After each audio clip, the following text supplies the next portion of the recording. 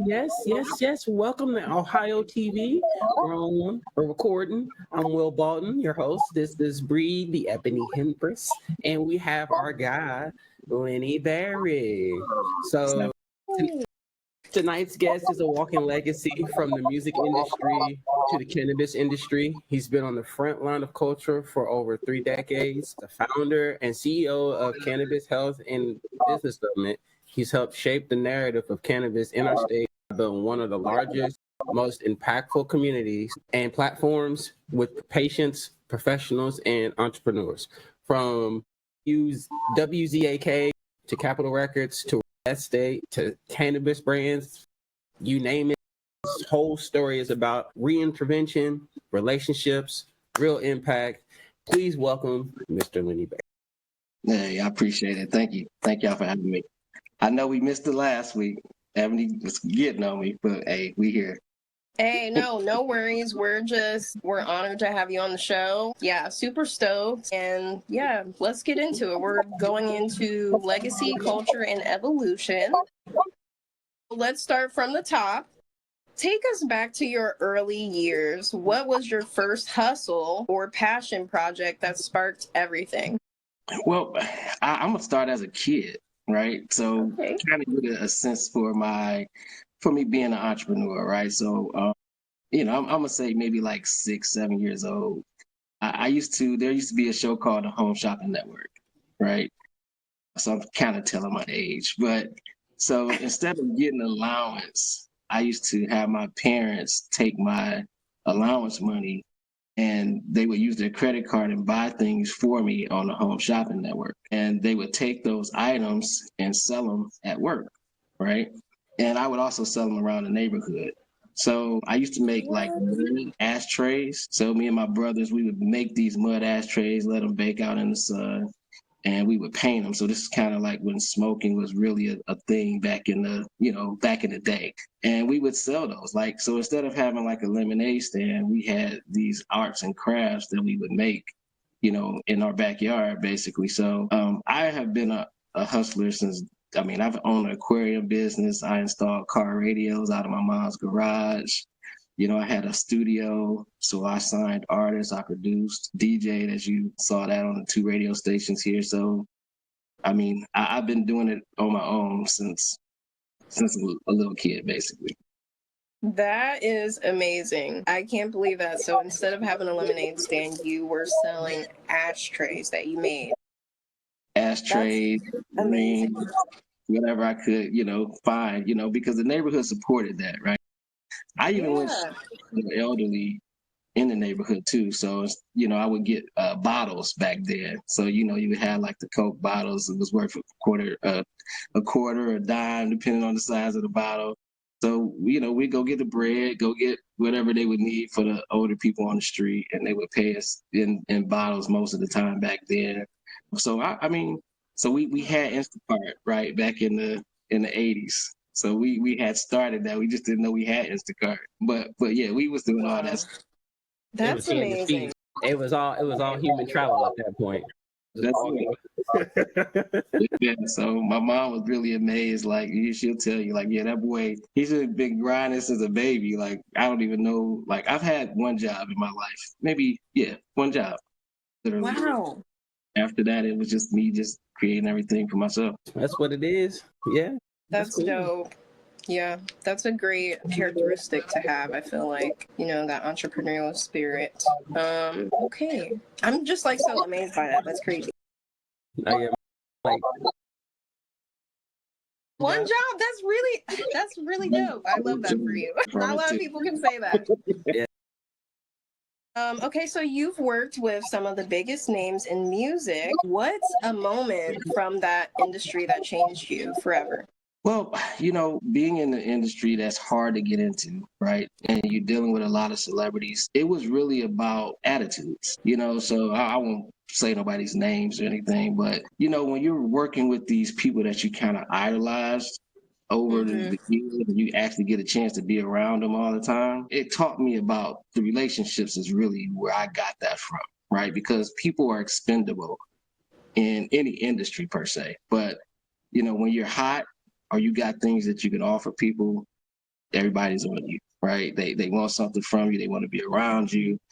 And when you're not, nobody wants to talk to you, right? Until you create that next hot thing or you reinvent yourself, as Will had mentioned before we had started this. So I got a chance to see artists that were like on the top of their game, and they let it go to their head. And at that point, they were either blackballed or not in the industry no more, right? So you get a lot of one-hit wonder groups who kind of let it take over and they change, right? So they no longer want to be productive in the means of, I want to go out and see my fans and do autograph signing. Yeah. You know, back in my day when we were doing music, it was all about promotions and in stores. So a lot of times it's tedious to be on the road constantly going to 5 or 6 stores a day, you know, meeting people. But at the end of the day, those people are actually, you know, the reason why you're here. So it showed me, so the work ethic for me, you know, I was always, as you saw that as a youngster, I've always been on it. So the laziness sometimes and the way they would treat people was a game changer for me. Like I was like, man, I never want to take something from somebody, you know, who's supporting me and not give it back. And so that kind of helped shape my mentality for working with people. So you may hear on some of the other interviews I did where people's like, man, you always be at the door greeting people and high fiving or hugging them or whatever the case. Because I truly appreciate you being there, because you don't have to come. Right. You don't have to show up to anything that I do. Yeah.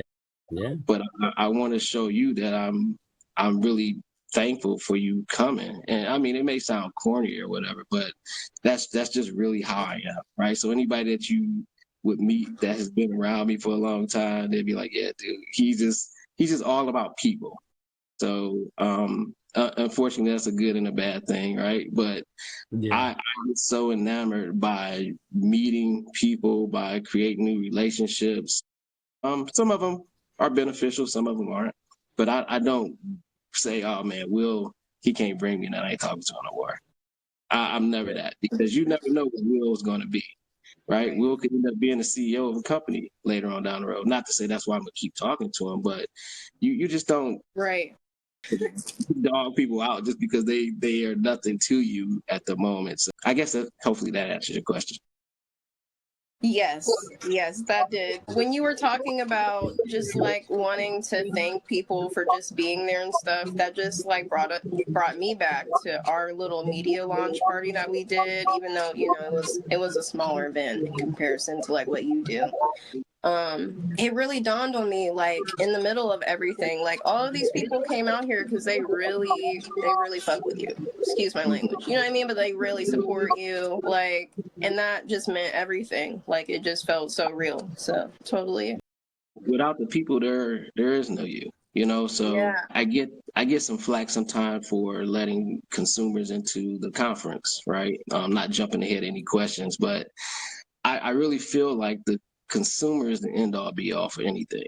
It doesn't matter how big your platform is. If people don't buy your products, if people don't talk about your products in a positive light, then you have no brand, you have no company, right? So, you know, people will say, oh, well, you look at Intel or look at Microsoft, you know, soft. They don't have consumers per se. I'm like, they do. We do, right? They're inside of a computer, but at the end of the day, Intel chips or wherever, Nvidia, whatever it is, you know, those people who buy the HP computers or Dell computers or what have you, they're buying them because the quality, right? So, or whatever reason you like those particular brands. But what's inside of there, we're basically dictating it, right? Because if it's not fast enough, if the production or processing isn't quick or clear, I'm going to switch to another brand, right? So at that point, you're taking my feedback to your manufacturer and saying, hey, the people that's buying these products don't like X, Y, and Z. So either we need to change it or we're going to lose that consumer base. So, I mean, I think it's a good thing to have both sides. That's how I see things. No, that's definitely a good point. So tell me, how did your time in radio and marketing shape the way you move now as a business leader in cannabis? Well, again, the radio scenario started in basically. And so I was working for Virgin Records at the time. And at that time, Virgin Records had all rock groups for the most part, right? So I was working, I'm a young Black guy working like Smashing Pumpkins, Rolling Stones, and Tina Turner, Uncle Cracker, people that I really never listened to besides Tina Turner, right? Just because of my mom. But they ended up signing Shaggy, Shaheem from the Wu-Tang Clan, and Janet Jackson while I was there. And, by being the only minority at that branch here in Ohio, one of the few minorities that was young, I got a chance to take these artists on the road. I got a chance to go out and, go out to Janet's house, Wow. So I got a chance to really see a lot at a young age and learn a lot of business early. And really, it was all about doing what you said you were going to do, right? So they held you accountable for in every aspect of everything. So as you mentioned, being on the radio, I'm DJing and broadcasting to millions of people here. A little bit scary at first, right? Even though nobody sees you because you're in the booth, so there was no live streaming back in the day. But it was a lot of work. So a lot of people don't know, like when you called into the radio station back then, it was on a reel to reel. So it wasn't like digital where I'm taking your voice and splicing it. I had to edit all of this stuff by hand. So cut the tape, keep checking the voices to make sure they line up while I'm DJing, while I'm talking on the radio, while I'm playing commercials. So it was a lot of energy in a show, right, for 4 hours. It wasn't just me. Now it's digital, right? So everything is on a computer. So the computer is in the radio station's, studio, and it plays all the music for you. So there's no creativity when it comes to that. So I would say I got a lot of creativity from the music industry because it made me think outside the box. There was no internet when I started. You had to really find a way to get to consumers, right? And get them to really enjoy the brand or mess with the brand. So it took a lot of campaigns, whether that was from guerrilla marketing, whether that was from, because we didn't have the social media again, right? So we had to figure out a way to do a mass amount of marketing in a short period of time, sometimes to a lot of people. So I was one of the originators of the wrapped vehicles. So you now see them on buses. You might see Red Bull with them. I started that here in Ohio with rap groups. So I remember I was rapping trucks for like Lenny Kravitz and Bone Thugs and Harmony, everybody. So I wrapped these vehicles and we were shipping them all over the country. So I had I had 2 car dealerships here at that time. And I would get the trucks in, and the guys who couldn't afford them, I would wrap them for them. And I would send them out there, and then we would share profit share off of the advertisement so they could own the trucks eventually. So, I was helping them become entrepreneurs and create ways of income for them as well. And so it just, I guess to answer your question, it just gave me a lot of ways to think outside the box, right? Because I didn't have it to eat. Yeah, you had to be very innovative. That's really cool. Wow. Yeah, it's like, back in the day we had Pong as a game. There was no Nintendo, there was no, Atari, none of that kind of stuff. So back, when you was a kid, you play hide and seek, you play dodgeball. And now those things don't even exist no more, right? Because they just want to be on laptops or the You had to really iPads. work your brain for real. So I love being from that old school era. That's amazing. So if there's anything else you can add to this specific question, you've built a strong brand in Cleveland. How important has place and community been to your journey? It's been everything. I started off with the conference, well, I guess before then. So in 2017, basically, it's kind of 16, 17 is when Ohio was really trying to get the cannabis market going. So I was around for all of that. I didn't win a license. I applied for the first round for everything, cultivation, processing, and a grow. So that didn't happen. I was naive like everybody else. I thought that if I could just pay the fee, I would be good, right? Pay the $5,000 or whatever it was, and you just kind of get lucky and can get a location. Well, I had a building, met every criteria, so I'm like, there's no way I'm not gonna get a license. Didn't know it was political. There's a lot of politics in that. So needless to say, long short, that didn't happen. So I created a medical clinic. So I was doing recommendations for patients for about 3 years. So it was me, Marijuana Card, and some other company I can't think of in the beginning.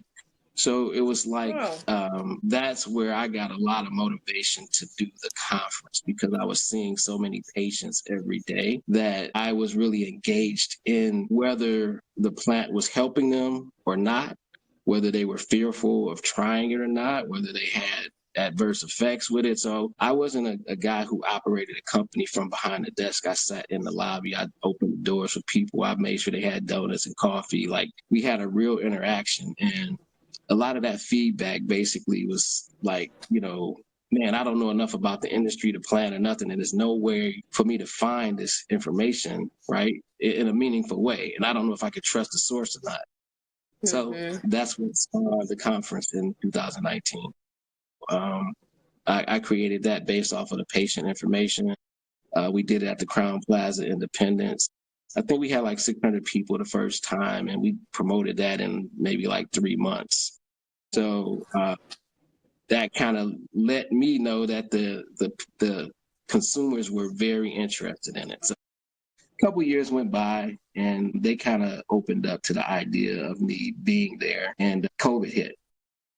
So I couldn't go for 2 years. I did the IX Center, so all my relationships were gone. And one marketing person had came back, and she was like, hey, I think you could talk to these new owners because they're younger. They kind of got a different mindset than the old regime. And so after we talked for like a year, I ended up getting in there. The reason being was because I felt like as a kid, the IX Center was the place to be, right? You had the indoor amusement park, auto show, home and garden show, all of those things. But it went back to stigma, right? So that's what it was all about. How can I get to, again, the most amount of people, right, and make them feel comfortable in a space where it's going to create a buzz across all genres, ethnic groups, and not be fearful to come and see the information because it's in a place that they're used to going. Right. And that's what cannabis really doesn't have, right? We're used to being in all these taboo places because nobody wants us there, right?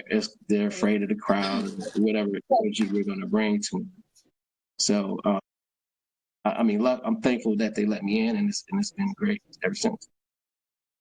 That's amazing. Well, that's a really cool story. I mean, I'm like just learning about all of this for the first time, so I'm just like taking in the whole story. I apologize, but that's really cool. I can't wait for OCHBS this year. It's really a shame I missed it 2 years in a row, but like I'm super excited. I remember me and Aunt being super bummed about it last year because we were supposed to go last year, but we couldn't get, there was stuff going on with family and stuff like that. But like, I'm ready to go because it sounds like you've really kind of built it from the ground up and really have like, this is like your baby. You've taken care of it. So like to move on to the segment talking about the Ohio Cannabis Health and Business Summit, it's become a staple, as we obviously know, it's become a staple. So what was the true origin behind it from that point? It was just really about educating the masses. That's all it was to me. It wasn't a money grab. It wasn't something I sat back and said, man, I'm about to make $1 million doing this. Yeah. It was just figuring out a way to say, how can I get the most amount of people again into a space where we could educate them, right? Because what I saw with patients, with the feedback it's a lot of people fearful of trying the plant because of the negative perception they were going to get from their family or anything. So a lot of them were closet smokers. A lot of them were doing it forever, but they just didn't want nobody to know because they were thinking that they were going to be categorized as a drug addict or what have you. That kind of really touched me. And again, as we were saying, the IX Center, I sat in my kitchen, no lie. My cousin was over.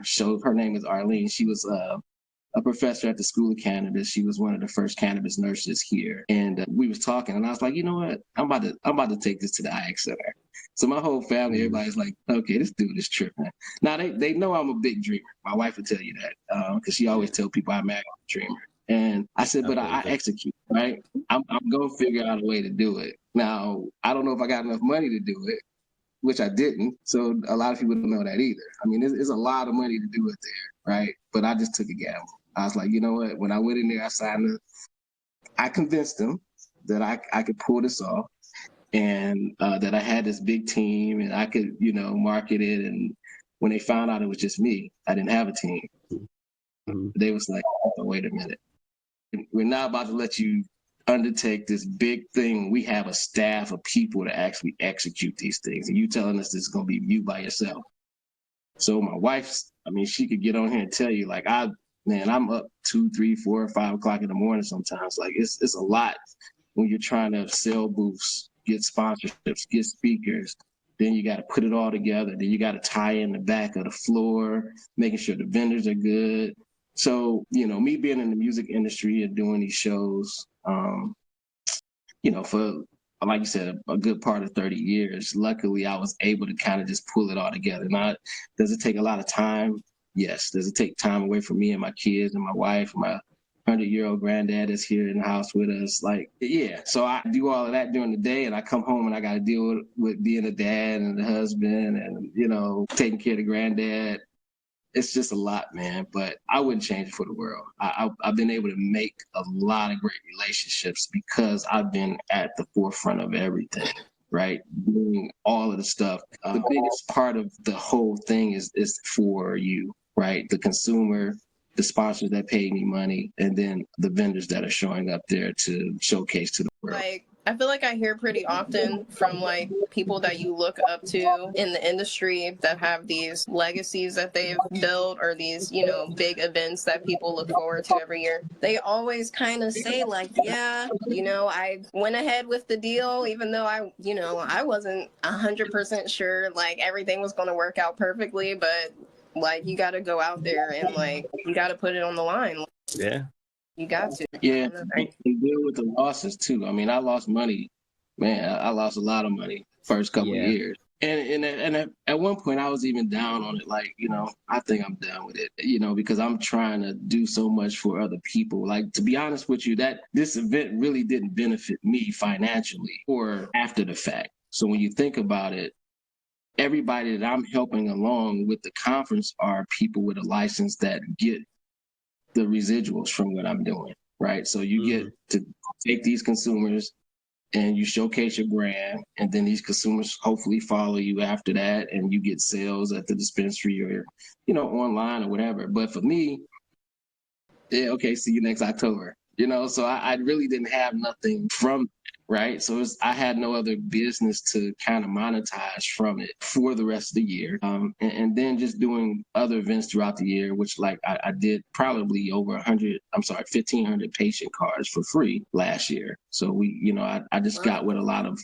people with the sponsorships, and all the sponsor money I just gave right back to the medical clinic, and those guys wrote those recommendations for patients to get the cards. So it was just a way to build up the community too, right? And a lot of people couldn't afford to get cards, but I think the word of mouth from that helped a lot of people say, you know what, okay, it's not as bad as I thought it was. I got a card, I went in, purchased some medicine for whatever it was, and now I can go back and tell people about the process, or tell people that this industry is really not as bad as they all thought it was. Yeah. That's amazing. And I didn't know you were like helping people get medical cards, but that's really dope, helping the community out like that. So it's got like a true humanitarian side to it, which is dope. You know what I'm saying? Like really at the end of the day, it's not really about trying to make any type of profit. It's just trying to make sure we get the knowledge out. Like we've been doing kind of on the podcast. We just want to make sure we educate, break the stigma down, because this stuff is not bad. It helps everybody. You know what I'm saying? So I feel it, man. I appreciate you. On that topic, what makes this one, since we got one coming up, different, and what can people expect this year? Yes. So last year was the largest. We had 6,000 attendees there last year. Oh my wow. We had about 75 speakers and roughly 100 exhibitors there. So we are at about 150 exhibitors now. Speakers will probably be around the same, about 70, but I hope that this is my last year at the IX Center. So that has not been publicly announced, but IX Center is changing its direction. So all of their exhibitors are having to find new homes. So I think I can say, honestly, I'm going to probably end up being in Columbus for 2026 going forward. The Cannabis Family Union that I did, on Thursday was kind of like my testing of the market, if you will, because I'm not from up this way. So I have a lot of relationships here. So it wasn't like I was nervous with the IX Center because I knew so many people just from every, walk of life that I was already kind of doing with the music side and real estate and whatever else, that I felt confident enough that I was going to be able to at least start to build something here, right? I know it's going to take some time. So I have to move the location. So I'm probably, like I said, going to end up in Columbus, which I feel okay with too. But what was the question again? I always get thrown off. So what's going to be, if we're talking specifically about the event this year, what is going to make it different than the other ones, and what can people expect? That was it. Okay, so this year, hopefully we get. I would be okay with 6,000 people, right? That was a great turnout. 6,000 people. Yeah, but it took 5 years to do it, right? So it wasn't like I just went off the gate. I started off with 600, 1,800. I just remember the numbers: 32, 4,500, and then last 6,000. So great. we had 1,000 people at the Rock Hall event, which was the largest too, because the year prior to that it was like 450. So this year I'm bringing some people from the Breaking Bad. So if you're familiar with that TV show, Tuco. Yes, seen that post. Oh my God. So they're gonna come in. RJ is coming, who is Whitner Jr. on the show. I got the Godfather, who's a WWE wrestler, was a WWE. So he used to wrestle with The Rock and all them guys. So he'll be here. So that's gonna be a little different.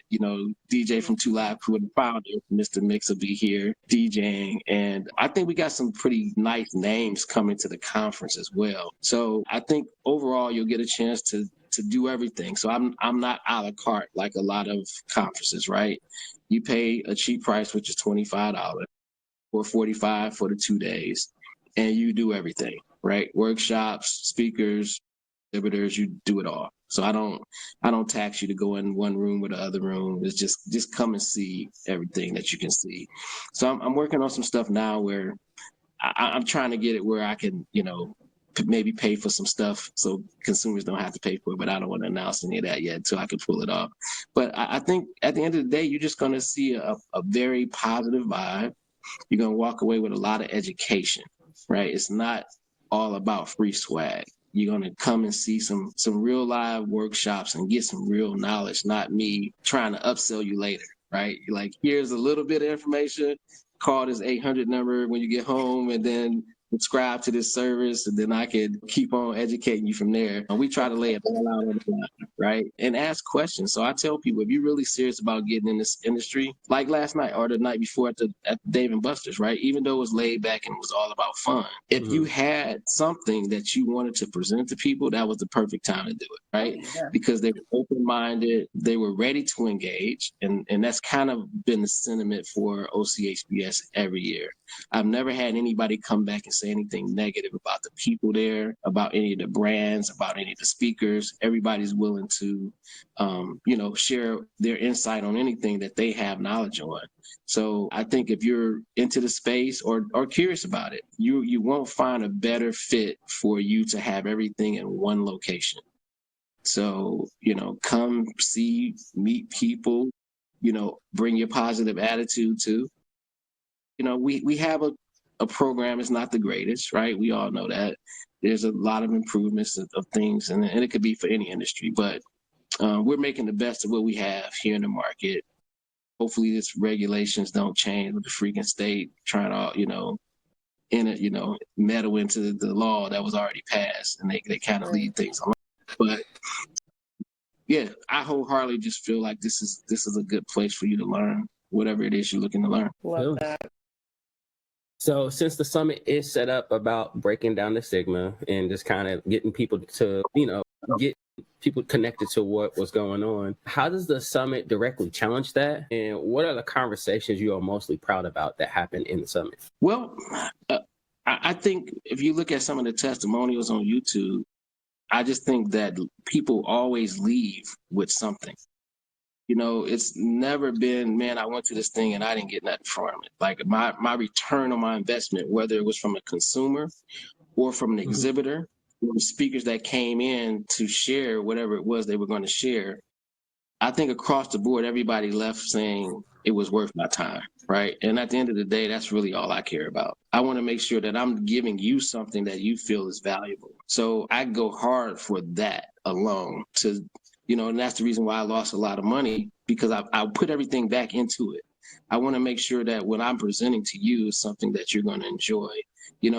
Dave and Buster's, you didn't have to feed us like that, man. You had like a spread and like you said, the happy hour. It was just like, it was so nice. It's those little things that make you talk about it more, right? So that's kind of what I leave on. I want you to leave happy and smiling like Bree's doing right now. So when she gets in the car, she's gonna call her homegirls and be like, "Hey, y'all just missed out on such and such," or "I got so much." I was telling people today. I was like, "Did y'all hear about the thing at Dave and Buster's?" They were like, "No."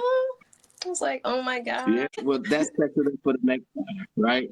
So I want people to feel like, man, I missed out on something wonderful, right? And I'm doing this for home. So going to a lot of other conferences, I realize it takes a lot of money for companies to travel with staff, sending stuff out for merch and buying stuff to give away at the events. So that's kind of why I've been mindful of the pricing. I get a lot of flack for that too. I'm probably the lowest in the industry, but at the end of the day, I want you to come back, right? And I want you to have more, I guess, stuff to give to the consumers versus you giving it to me, because that's going to help everybody's mission, right? In this whole industry. So again, I'm not trying to be broke at it, Will, and lose money, for the sake of the betterment of the industry. But I'm not necessarily trying to take advantage of it either, right? So if the industry can help me, help them, hey, let's do it. Let's just keep it going. We could go big as they want to go. But I know it was baby steps. People had to get to know me. Again, they had to trust that I was going to deliver, and not take their money and go run someplace or whatever. So I think we here now. I think people really see that I'm really about this. I'm really about the industry. I'm really about everything about it, right? Brands, the whole nine. So I'm just enamored with this whole industry. I love it. You're highly respected. Yes, super respected, because I know we've been to multiple places and your name gets dropped pretty often. From what I know, for the people, especially with the people we work with, I know it gets name dropped a lot. So a lot. So let me ask you this: you got Cannabis and Cannapreneurs. Why is it important for us to create spaces on both sides of those spectrum? Well, so I go back to issue 2, right? That was the year before, and I was really, like, I guess, the face of the industry on the news, right? Because the news came to the event and that's all they saw was the conference, every segment. So people were calling me all the time and they was like, well, dude, you on there constantly, right? But I was always being attacked. So I was known as the cannabis salesman. So if you go on Scene Magazine, Channel 5 or whatever the case, that was kind of like my label. So I'll never forget, I was on NPR. And people were calling in, attacking me with the usual, hey, the kids are dying from this, and, the kids are going to get this drug and they're going to overdose, and all kinds of stuff. So, I'm mindful of all that, right? I'm not saying that it couldn't happen, but it's very unlikely because of the restrictions that are placed on getting the product in the dispensary. Now, we can't control what happens when it gets to somebody's house, right? And that parent or whoever isn't mindful enough to put it up away from a child or lock it up or whatever they need to do, knowing that situation in their household. So I basically was taking a lot of that and saying, okay, well, how can we get the word out to some degree where people can respect it, right? One, and not really bash it. So, I just go back into educating people, because that's really going to be our best foot forward. Right. So if we make people feel comfortable enough, whether I'm using cannabis or not, I'm not going to judge you because you have to, or because you made a decision Ebony, to say, you know what, I'm tired of doing these opioids because they don't really help me, right? I'm really putting a Band-Aid on my situation, where cannabis could be another scenario where now I'm not sedated all the time and I can't function. So I'm like looking like an invalid because I'm so doped up off of the opioid side, where the cannabis side would alleviate me taking a lot of these other prescription medications. And now I can be out here and function and just microdose or whatever it is to keep me, where I need to be. Not saying that you need to come off of all your medications. That's not what I'm saying. Now, there are some things scientifically proven, I guess, that could help you on that side too. But we always get the negative side of everything, right? So it's not like pharmaceutical drugs. And I'm sorry, I'd be going off track, but I was on another podcast, right? And this guy was like, dogging me because they were trying to help me promote the conference. Before we went live, like we were doing, the dude was just like, man, you selling people false hope and, snake oil and you phony and blah, blah, blah. I can't believe you can sleep at night. He just going on and on and on. And so we get live on the air, and I was just like, so the guy who was running the podcast, he was like, well, do you want me to cut it? Like, what's going on? I said, just let him vent, right? So he's venting, long short, and he's talking about all of this stuff about negative stuff with cannabis. And so I said, I could tell he was on something, right? Because he had a sleepy eye, one of his hands wasn't right or whatever. And so I was like, well, what kind of medication are you on? So he didn't want to really say, right? But I just said, well, just write them down. It could be between us. I just want to know the side effects. I don't really care the names of them, but just tell me what problems have you had since you've been taking these medications. And he started writing his list of stuff, and I was like, hey, I only need a few, right? Just so when you compare this to the people who are taking cannabis, you had an issue with your blood, you had an issue with your eyesight, and you're still taking those medications. Why? Yeah. Well, the doctor told me to this, and this. And I said, okay, so where'd you get it from? And he was like, well, I got it from Drug Mart. So I said, okay, so you're taking drugs. And he said, no, I'm taking medicine. I said, well, you just told me you got it from Drug Mart. So did it say Medication Mart or did it say Drug Mart? And so he stopped and he thought about it. I said, they're selling you drugs. They're telling you what it is in plain sight, right? But you're okay with it because it came from a doctor's referral, is what you're telling me. The doctor told you to take it and you took his recommendation and you took those drugs to help you feel better. Same things happen on the cannabis side. It's just coming from a recommended doctor, right? We can't call it a prescription. So this doctor recommended this person to try this cannabis to help them, but you want to bash them because you don't think it's good. They're not coming to you saying they don't want you taking drugs, right? Because we're all classified in the same thing. So I just told them we're going to put it all in the same category. You're taking drugs and we're taking drugs over here too. If that's how you want to categorize it. But I can tell you, just Google how many people died from 3 of your drugs. How many people had adverse effects that they couldn't reverse from 3 of your drugs? So compare that and you Google it. I don't want to Google it and find the answer for you. And you compare it with cannabis. And then we can have a conversation live together. And when he did it, he didn't have nothing to say. So I said, this is why I'm here, right? Because I want your side, or you don't understand the reasoning behind it. So that's what I'm really about, right? I'm really pushing that for this is not one of those events where you smoke, get high. It was like, well, dude, you're basically selling out, right? You're a corporate dude now. You ain't about the culture. Dude, the culture is about anything about people. That's the way I see it, right? So if you're adding something valuable to somebody's life. Exactly. Mm-hmm.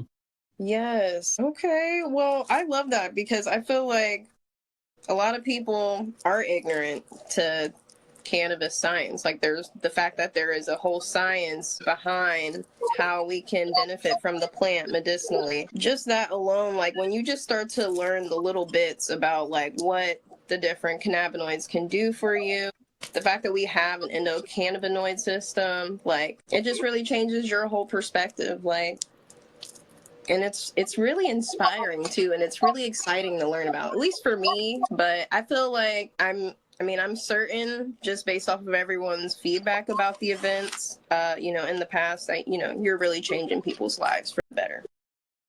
in the name of the plant. And we love that. I appreciate it.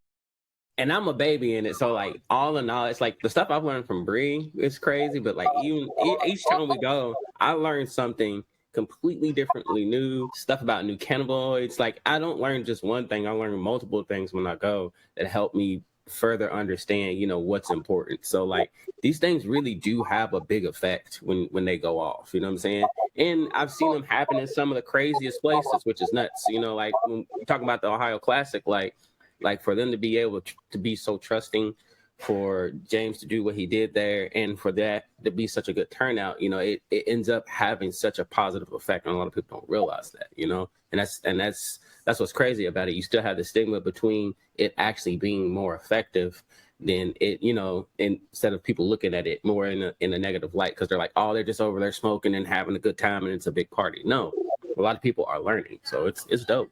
I appreciate it. Yeah, I mean, it's a place in everything, and a place on all sides of this, right? I respect, like Johnny Cannabis. He does a lot of the industry events where you can smoke, right? I mean, at the end of the day, man, I really feel like everybody want to smoke, right? It's not like I'm saying that I wouldn't like that at my event. It's just that I know the state wouldn't allow it. The venue won't allow it, and then for the license holders that are participating and be compliant, I have to be respectful of the people that's helping me along. So nothing against that, and I'm wholeheartedly for it because I think every aspect of this industry creates the whole ecosystem. So it doesn't matter if you're a stoner or not. It doesn't matter if you smoke 20 blunts a day or one, right? Or none, right? I have people who say, "Hey, man, I don't feel like I'm an advocate because I don't even use cannabis."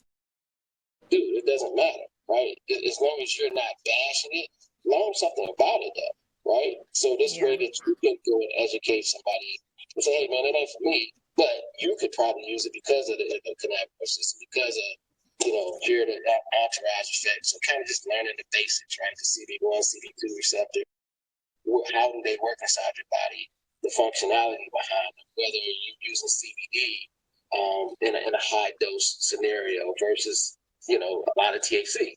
So when you're talking about the 3-to-1s, the 1-to-1 ratios, people kind of get lost in it, and then they kind of not understand, well, is CBD really good for me too, or I don't want none of that. I just want a straight THC. Well, dude, you both, right? But I'm not here to try to convince you to just smoke 30% flower all the time because you think that's the end game, and it's not. So, even people who have been in the industry for a long time, the beautiful thing about this space is that it's always evolving. Right? There's always something new discovered. So that's why these events are meaningful, right? Because you're not going to come this year and learn the same thing you learned last year, because it's something that's totally different this year. Yeah. So business itself, yes, it's kind of like a all-in-one scenario, right? It hasn't changed since the 30s per se, right? As long as you learn how to do business 101, now the means of marketing, advertisement, all that, is always going to be different too, because when I started, again, internet, none of this stuff was here. So now I'm learning something because all of these new ways to get the word out and podcasts and streaming, it wasn't there before. I appreciate you guys doing this too. It takes a lot of work behind the scenes sometimes that people don't see. Oh yeah. I be editing all day long, all day, all the time. So I respect that. I really do. All right. So you answered my last question then. I mean, it sounds like there's a lot of success stories and a lot of takeaways from what you do. Is there any specific success story that is, of a good story or anything that you can actually talk about that actually has an impact further down the road from what you've done already? Well, I will say, I do get a lot of questions about the conference. How did I start it? All that kind of stuff. And a lot of people thought I just had big money backers to do it, and I didn't. Right. Same thing with this brand. So I got Tom and Barry, and I also have another brand called A Dose of Hope. So Tom and Barry is a flower line, and this is a guy that I had met 2 years ago at a speaking event in Columbus. Whole bunch of people there, big wigs, and he chose to pull me to the side, just because he just said, hey man, I just liked your energy. Like, I don't know what it was, but lo and behold, we both had a common interest with flower. He was a breeder. He's a genetics guy. I was in that side of it too. I didn't grow the flower like he did, right? From tissue culture, the whole nine. Crazy thing is, we're both from Garfield Heights or Miles area. So Garfield was split up back in the day, right? So you had blacks living on one side from Broadway up to 131st, and majority of white people lived from Broadway over to Turn East side. So we lived in this area and never even met each other, right? As kids or anything. And to find each other, you know, now it was kind of crazy being in the same space. It's just that I was in the forefront and he wasn't, right? So he was underground, but had been that way for 30-something years. And now it's an opportunity for him to come out as well as me to say, you know what, man, we could actually do something together to change the market's perception of the flower, right? Because we get, I mean, there's some great growers here, right? So we got great flower from a lot of people, you know, the Clutches, Galenases, Riviera Creeks, or what have you. But, you know, we kind of wanted to come up with something to show people that we could get in the space from a local aspect, right? And flower is the hardest thing to do. You can create a vape line, you can create a gummy line, but flower, most people don't want to touch that, right? Because they're going to sell that regardless whether it's your name on it or not. But we actually brought the genetics in. We actually brought the tissue culture in. So these are our genetics. This isn't a white label deal with Standard Wellness. This is our stuff. So we're actually got our, you know, clones in there, helping grow them, helping make sure everything is right. So we were kind of working through it. So be patient with us. But our Lenny Barry OG strain, Tangy Dream strain, and our Purple Urkel strain, they're doing exceptionally well. Purple Urkel Time Skunk will be coming out next month. Just got word our Tangy Dreams, our 14.5 gram bags all sold out in like a week. So we're doing some great things on the flower side. A Dose of Hope should be coming out soon. So we have gummies, which are pate de fruit. So it's not a little bit different than the gummies. So we got that. It's more of a vegan line. So that's coming up for Standard Wellness too. Wow. So I guess I'm saying all this to say, you know, don't get discouraged. It took me a long time. You just got to grind it. You know, you got to start going out to these networking events. You got to start meeting people. And then when you really evaluate what you have, just make sure that it's something that's going to be a game changer, right? I'm bringing this to you because I'm solving a problem. You know, most people think like, you know, like I'm from being in the music industry, everybody thought they could rap or sing. Like, oh, okay, who told you could see? Grandma or, you know, or the people that you don't know, right? And I'm just saying that in a way because it's like, you really can't sing, dog, or your rapping is trash. And I'm just telling you that respectful, right? Because you're getting the word from people that love you and don't want to hurt your feelings. But at the end of the day, you're not going to make it with this. And this is the reason why you're not going to make it. So I used to get hated on because I was truthful. Don't come to me asking me for my opinion if you don't want to hear it. Yeah. So when I gave you the real opinion, then it was I want to, you know, they want to fight, show up at the radio station, all kind of crazy stuff.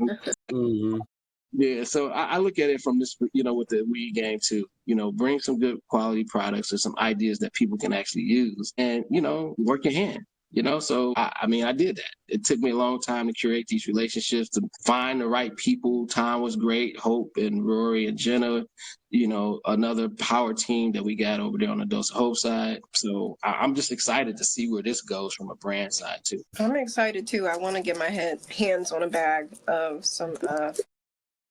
Where can we find your flowers? So we're definitely at all the Standard Wellness, the Forest locations. We were in Super Good. We were Amplified. I think we're about to be in the Mothership, Ascend Wellness. I can't think of the other ones, but I'll let you know. But yeah, just hey, if I'm not there, if we're not there, you ask them. Tell them you want to get this Lenny Barry OG or the Tangy. Yeah. Yay. Yeah, we got to amplify in town. I'm going to see about that. Please. If it's not there, text me. Tell me, hey, it's not there. We get it going. Well, I'm gonna be like, yeah, let me call Lenny up real quick, you guys. Hold on. Please. Lenny, they said your flower's not here. AJ and Sage, I'm putting them on the spot. That's They are gonna love that, I'm sure. Okay. Also, Will, I just realized we forgot to ask Lenny the first question. I guess it's my fault. Yeah, we're gonna say we're getting close to time too. It's about an hour, so if you want to ask that, we can actually wrap it up on that, and then just kind of. You think so? Yeah. Okay. I'm reading the questions here, and like all the game, he's just giving us all the game the entire time he's been talking. Yeah. So, So much. like, it's cool. Definitely. Okay, great. Well, Lenny, we have to ask every guest this first and foremost. Do you use cannabis? Why or why not? Yeah, actually, I do. I have a lot of businesses. And for me, I get overwhelmed sometimes, even with just the conference alone, right? So as you did before we started, it takes the edge off. But more importantly for me, it's all about sleeping. I'm a light sleeper. You know, Cassie and Marisha, whoever, they'll tell you, I'll text them at 5 a.m. because I just don't go to sleep. My mind just doesn't turn off. So I have to use it to actually sedate me enough to go to sleep for 4 or 5 hours. You know, That's my problem. I can't turn my mind off forever. You need some CBN, Will. You need some. I use CBD throughout the day just because I have to function. I do use low dose THC too because I'm a lightweight. So 10, 15 milligrams is the most for me. After that, I'm to the moon, and you probably won't see me for 2 or 3 days. I'm the guy that people, they put me over in the corner like you do in the clubs when they get drunk, and I'm just slumped over. So I know my max, I know my limitations, so I kind of stick with that just so I can function. I have to. It helps with inflammation too. I used to work out a lot as well. Now that I'm getting older, my joints, I'm hurting walking up the stairs sometimes. I'm playing with my son. So it's great for that too. A lot of people will say, well, man, smoking gets you high. Well, not necessarily. It will initially, right? But your body adjusts to it and you build up a tolerance. Mm-hmm. So that's kind of where I am now. So I can honestly say, I wasn't like a daily user up until maybe like 5-6 years ago. Other than that, it was just more we just hanging out something or whatever. But yeah, so I use it every day though.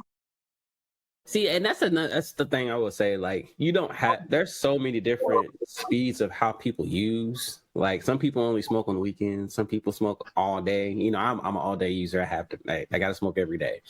Like the potency and the different levels of how stuff is changing is all stuff that you need to know, because if you don't know it, you could over blast yourself and be stuck on the couch for the rest of the day. Absolutely. Yeah. And I'm too busy to do that. So I just use a little bit enough where, like I said, I can continue to function. Literally. I feel that. I've been telling people lately, I haven't even been smoking that much flower. Like in the morning, like I'll take my CBG, my CBD. I take functional mushrooms in the morning. I'm taking all these plant medicines.